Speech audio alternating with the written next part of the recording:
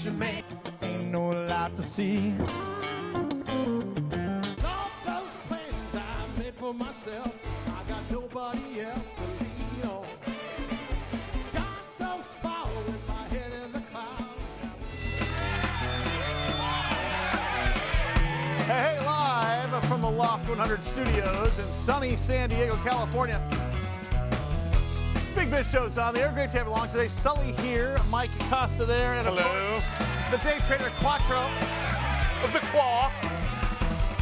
Just like that. Boom. Love it. Well done, guys. Power.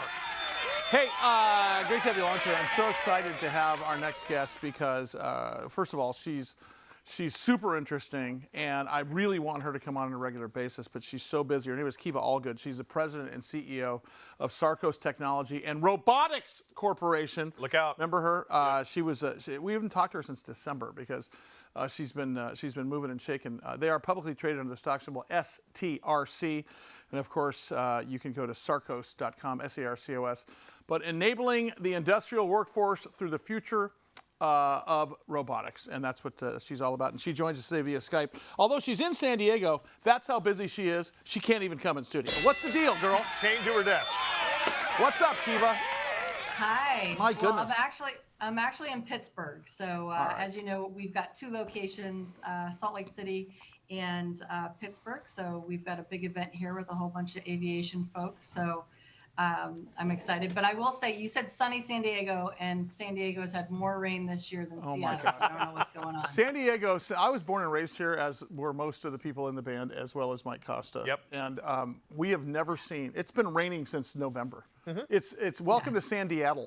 Pretty much. Because honestly, it's horrible. Hey, great to see you again. I'm just going to let you take over because you guys have made a ton of progress since we talked to you last December. First of all, before we start, I want you to give us a little bit of what's happening with you guys with respect to Sarcos. In other words, give us an overview of what you guys do, but then tell us where you guys have gone, because you guys have gone from point A to point Z here in just a few months. Talk about that. Yeah, no, thank you, Sully. Well, again, thank you for having me back. I apologize. It's taken a little bit. As you know, I had a ruptured appendix at the beginning of January, so it set me back a bit, but excited to be back on. And Well, we're glad you're healthy and happy again.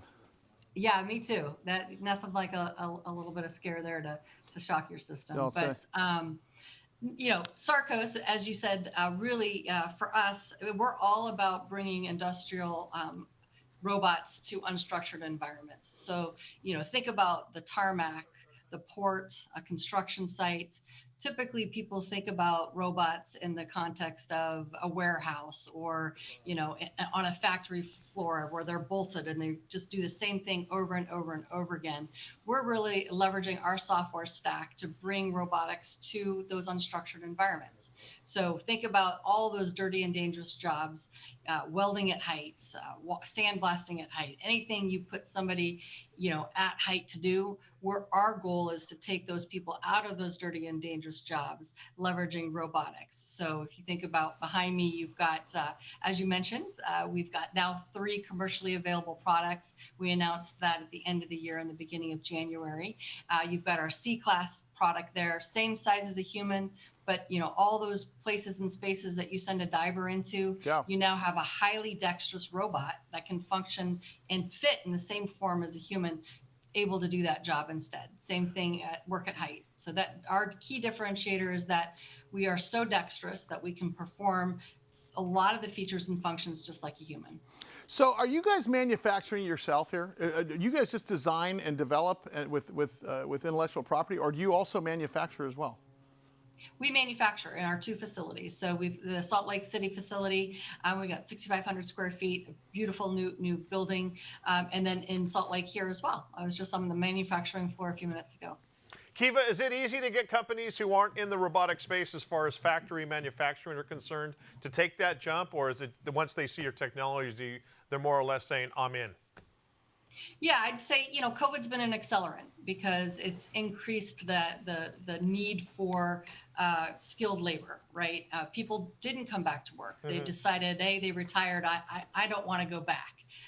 So they're having to really, you know, think about how do I change the standard operating procedure, and robotics plays a key role in that. For you guys, the one thing we can't leave alone is AI. AI is now in almost every conversation that we have. with every topic, whether it's whether it's economic, talking about business or politics, and of course now in industrial manufacturing. I have to believe this has got to be a big piece of what you guys are dealing with and advancing the cause with. Talk about that a bit. Yeah, thanks for asking the question, because it is the foundation and really what I call our secret sauce. So if you think about machine learning and AI, what we call success-based learning, because we do have a human in the loop. So take vegetation management, right? You still have to clean trees and lines, and now in San Diego, now that it's green, we're going to have even more. But the power lines have to be clean, and that's done by a human in a bucket with a chainsaw. People die every year doing that activity. Yeah. Why do we still have humans doing these types of jobs? Because every time you approach that situation, it looks a little bit different. But now we can have a person on the ground teleoperating, really completely taking them out of harm's way. Now, if you think about the side of a ship, that washing that off, we do something called success-based learning. So the human teaches the robot how to do that task, whether that's laser ablation or cleaning it, and then you hit repeat, and then the robot repeats it. So it's what we call semi-autonomous. So we're using machine learning and AI to really provide that autonomy that people are looking for. So Kiva Allgood's our guest. She's the CEO of Sarcos Technology and Robotics Corporation. They are publicly traded under the stock symbol STRC. I have to ask you, so every robot that you guys put together, based on what you just said, is basically criteria specific to the application or the customer, correct? It is, but we are able to use that foundational technology. So our AI stack and software stack, our success-based learning stack, we're able to take that and really customize it to that solution set. So we've got our key products, the Guardian XT, Guardian XM, and C-Class, and XO. And then we've got our software stack that works across all of those. And then we do about 20% of work for specific industrial applications. Hey, Kiva, before we get out of here, and I want you to come back in studio next time you're back in town, but Me too. We have to ask, so I know you can only tell us so much as a CEO of a public company. What are you looking forward to most here for the rest of this year? Yeah, for me, delighting customers. We're finally at the point where we've got commercially available product. We're solving really critical pain points, and we're at that technology curve and that transition point where we can really provide a really good return on investment for our partners. Her name is Kiva Allgood. Kiva, can't wait to see you back here, sister. I'm glad you're feeling better. Me too. Kiva Allgood, Sarcos. Stock symbol STRC. Go to sarcos.com.